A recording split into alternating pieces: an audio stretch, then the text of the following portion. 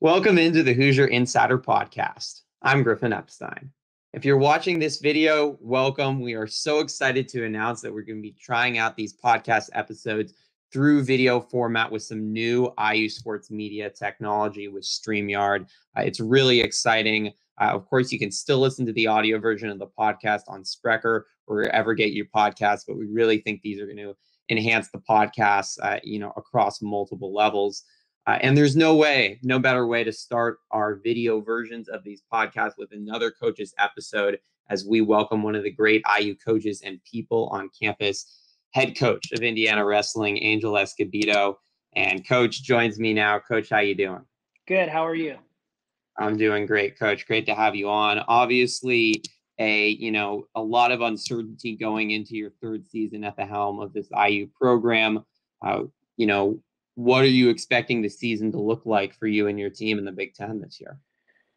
Yeah, just a lot of unknowns. I just keep preaching to my guys and kind of just remind myself just to be resilient. We just don't know what the season's going to look like at this point. All we can do is just train and be ready for it. So whatever comes our way, I'm excited for the guys that I have in the program that we can make the adjustment and make the most of it. And do you have any idea, Coach, when the season's going to start? Will it be conference only? I've heard maybe the NCAA championships will welcome less wrestlers. Do you have an idea on that? Yeah, so what we're looking at is a January start date. The day we haven't hammered that out yet, like the specifics behind it, but it's going to be in January.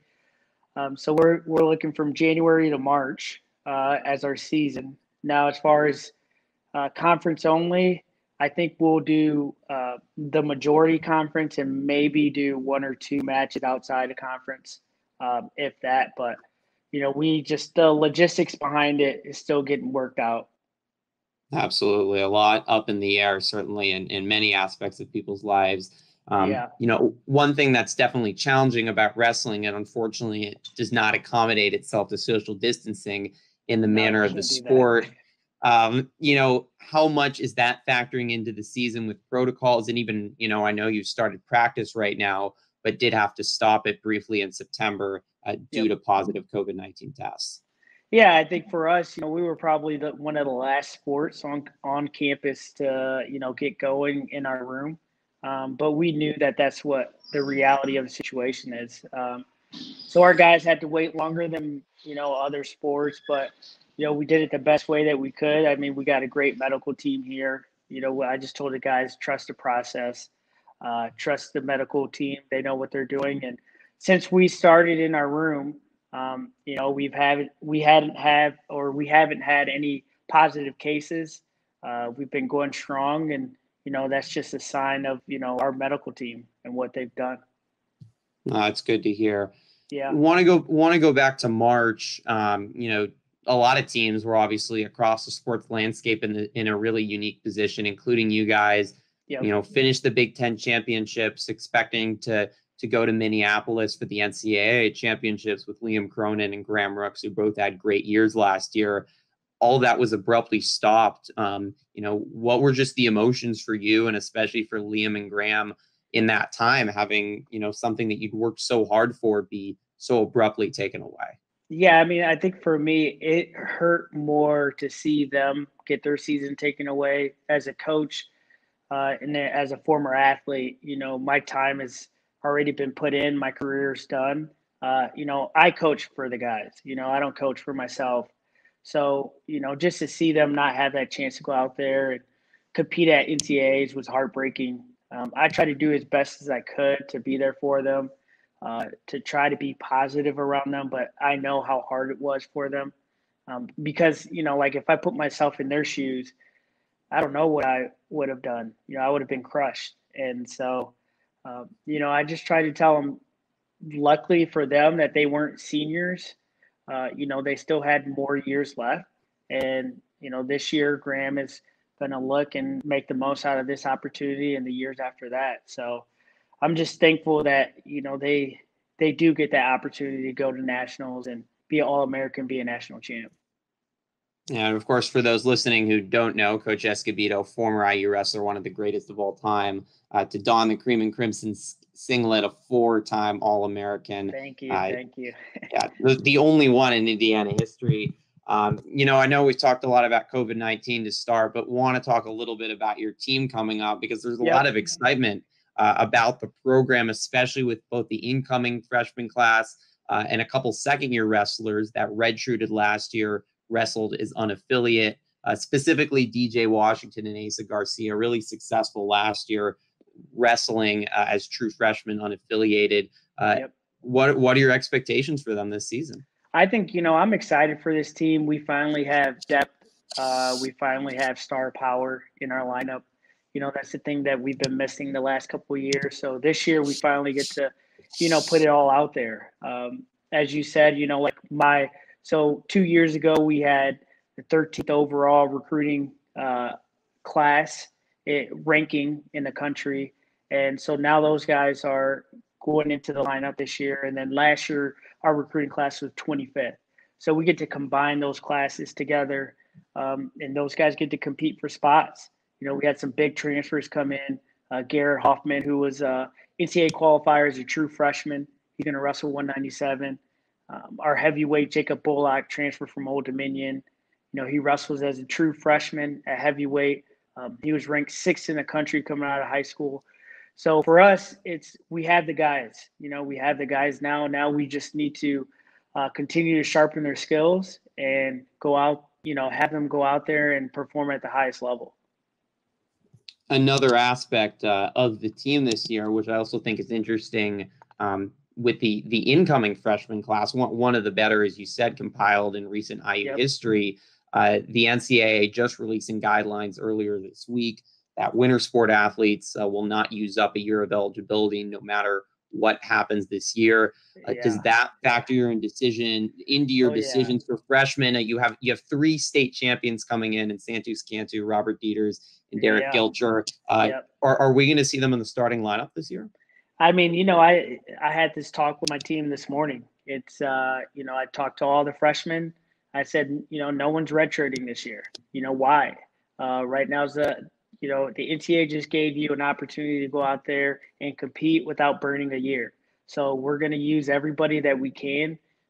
This is going to make our weights more competitive. It's going to make our team better. So we're going to put whatever's the best lineup out there and, have them go out there and represent Indiana the best they can. So I'm excited. I think we're going to have some really good wrestle-offs. I think the eyes got really big and practice this morning, like, oh man, my time's up, like I'm about to be called up. So I'm excited to see what they do from here. Once you know that you're going to be in the lineup, you start working different. You start having more purpose, and because everybody wants to be successful. No one wants to lose. Everybody wants to win. So I'm excited to see these guys put in that hard work. Specifically, those 3 freshmen, I know, I mean, especially Santos Cantu, I think was ranked 8th in his weight class in the whole country coming in. Are these wrestlers? Gilcher was a top 100 recruit as well. Okay, wow. Yep. Are these wrestlers that you can put in a lineup in a team like Wisconsin, maybe in Iowa, and they can compete, they can beat some of the other top wrestlers in the country, even as true freshmen? Yeah, I mean, these guys, they can hold their own. They wrestled on the, national stage. Gilcher, he did really well nationally. Same thing with Santos. Santos wrestled at the Pan Am Games.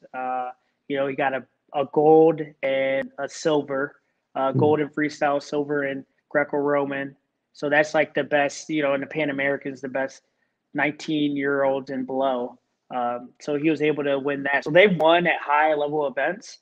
And, these guys, that's what you want. You want big recruits that have won at high events because they can go out there and they can beat the best guys in the country. They've wrestled those guys before in their high school career. So there's nothing different. It's just a different timeline, right? And, so we'll be looking to see what weight they go and, who they could take out. Very exciting. One thing last year that, was, I think, apparent, especially with injuries and lack of depth. It was just challenging for you guys to Yep. Yeah, compete it was. across all 10 matches, especially, in Big Ten duels when you're in the best conference in the country for wrestling. With all these new facemen, with freshmen and transfers, do you feel like you can move from, 3 or 4 victories in a match to 7 or 8 where you can actually pull out some dual match victories? Yeah, I think so. Our first couple years as a staff, we just knew it was going to take some time to be successful. We wanted to do it the right way, get the right kids, and not just do short-term success, but do long-term. And so when we had that great recruiting class, we just thought we need to develop them. They need a redshirt. We need to use their time wisely. So that's what we did, and it's kind of setting us up to now where we have a lot of depth. We could put the teams together. We can, have different guys shift to different lineups and really put out the best lineup to go out there and beat other teams in the Big Ten. I think last year, I didn't want to rush anybody's red shirt or pull it and throw them out there for one dual meet. There was no reason for it. I just knew that the position we were going to be in this year and the following years that, I wanted to save that. So I think we're prime and we're ready to, start knocking down the door to the other teams in the Big Ten at the top. We're going to keep moving our ranking up and, keep finishing better and better every year. One recent change to your program, just last month, associate head coach Mike Dixon announced he'd be leaving the program to work at Beat the Street Chicago. I know Coach Dixon joined you, Yep. When you took over as head coach. What impact has he had on this program? And was also just curious about this nonprofit organization that he's going to be devoting his time to. Yeah, no, he did a phenomenal job for us. I'm so thankful to have worked with Mike and, all the impact he put in his program from a recruiting standpoint to even just, the logistics around the program. I mean, he did a lot. He, served us well and, he's an alumni of the program, so he's always going to be connected to us. And, our guys are forever grateful, and so am I. But, what he's doing now at Beat the Streets, it's a nonprofit organization in the inner city in Chicago.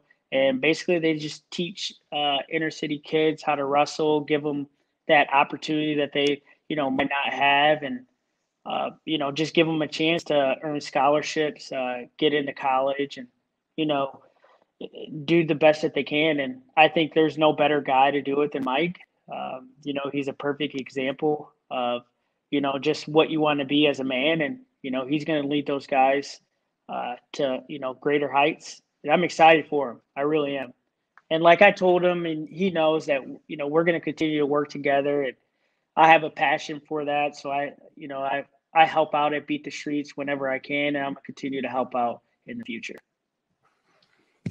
Well, Coach, one topic that's been very prevalent across America this summer and throughout the year has been the racial injustice and social injustice in this country. You were very vocal on social media over the summer, and my good friend Tyler Toshman, who I know you know well, had a great article in the Indiana Daily Student about some of the injustices and experiences that you faced in your lifetime as a Black man. It's been nearly 5 months now since George Floyd was killed. What do you feel has been accomplished in this time in this movement? And, where, from your point of view, are you hoping this goes from here? Yeah, I think, what's been accomplished is the conversation starter, like that we're continuing to talk about this. It's not getting brushed away. And that's the one thing that, I would say every person of color or that's marginalized is thinking that, like it gets brought up and then it gets swept away. So I'm just happy that we're continuing to talk about this. And, where I want to see us go from here is that, we don't have this conversation, 15 years from now, or, when my kids are, in high school or, post high school or getting jobs or whatever, that they're, getting judged by the color of their skin. That's the one thing that, no parent would ever want. And, that's where it hits home for me, like, I've had my experiences and, they've been negative at times, but, they're the last thing you want as a parent to have your kids have to, share the same experiences that you had that are negative. And so I want to do everything that I can to prevent them from, having those experiences. And I want them to, continue to keep moving our country forward. And I think we are, I think we will. And I think, we're resilient people and we're going to find a way. Powerful stuff, Coach. I know you had a conversation with DJ Washington over the summer about the racial injustice in the country. Has that been a topic that you've had with a conversation with the team as a whole, potentially in these last couple of months when you've actually been in the room together? And what also has it meant to you to see that this conversation, as you mentioned, is kind of spread throughout, college athletics, including at IU? We've seen coaches like Tom Allen be really vocal about what's going on in the country. I think it's great. I mean, it gives, student athletes that, the avenue to, have their voices be heard. I mean, I've mentioned this before is that, as a student athlete, you're just kind of nervous about, speaking up, especially your coaches. So just knowing that coaches are out there, understanding where you're coming from and, how you might be nervous or anxious or whatever, just being able to communicate through that. And, my team understands where I stand and, I communicate that to them. And, I'm just thankful how they embrace me and my family and everybody. I think we have some great young men in our program and, they're the embodiment of what, everybody should be like, we all should be accepting and loving and, kind of build each other up. A couple more questions for you, Coach. One value that I know is really important in your program is family, and you can look now at the roster this year and see all the brothers. Obviously the Rooks brothers, but I think it's with alums that have just graduated. I think it's 4 sets now. Family is so vital to this team, and it also seems to be a value that you preach. How are you hoping that pays off in program culture? Yeah, I think, when you talk about brothers, you talk about family, you talk about someone that has you at your lows and your highs. And, we learn to figure things out. We find solutions through everything. We love each other, at the end of the day. And that's what I want my guys to do. Tom Allen preaches that as well, Leo, and that's a great word over there. And, I love everything that they're doing. And we just want guys that respect each other. On the mat, off the mat, that will be there for each other no matter what. And so, with the brothers being there, we have the Rooks, we have Morans, and we have the Boulevards. So that's 3 sets. And, with them, it's like, we just try to tell them to, treat everybody else like you would treat your brother, treat your teammates like you would treat your brother. And, I think we have a great chemistry. I really do. These guys, they get along. They talk all the time outside of the wrestling room, and that's what you want to see. Well, last question for you, Coach. I've asked this to the last couple of coaches I've interviewed over the last couple of months. Is there's just been a lot more time for everyone. You'd be, normally the season would be starting in about a month. Obviously a lot more time right now. So what have you just been doing with your extra time over the last, now 5-6 months? Yeah. Being very busy with my kids. So I have 3 young ones. Malachi, my oldest, he's 4.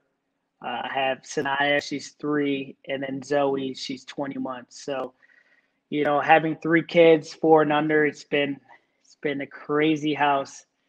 Really busy. Not a lot of sleep, I'll tell you that. But no, it's been fun. I will say, being at home for those 5 months made me appreciate just my family, my kids.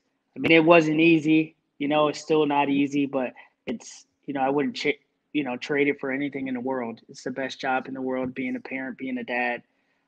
So that's what I've been doing in my spare time.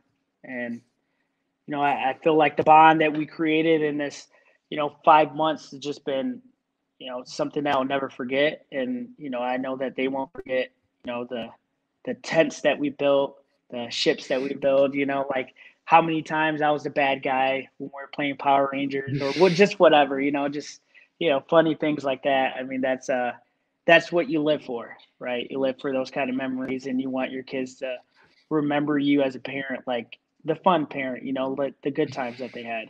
So it's been crazy, but it's been fun.